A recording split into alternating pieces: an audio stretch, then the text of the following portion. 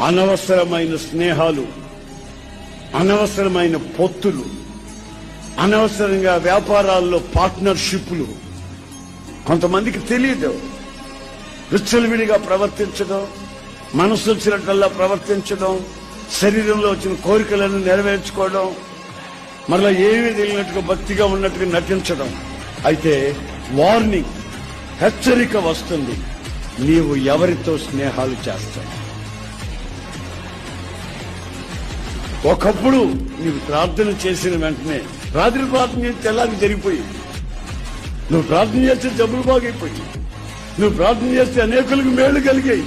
ఇప్పుడు నీ పరిస్థితి ఏమిటంటే, నీ కొంపలోని రాత్రి మగళ్ళు అల్లకాల్లో, నీ పిల్లలే వెచ్చలు విడతారు, నీ జీవితమే గమ్యం లేని పరిస్థితి. దీనికి కారణం ఏమైంటుందంటే, భక్తిహీనులతో నీవు చేస్తున్న స్నేహం. సినిమాలకు బాగు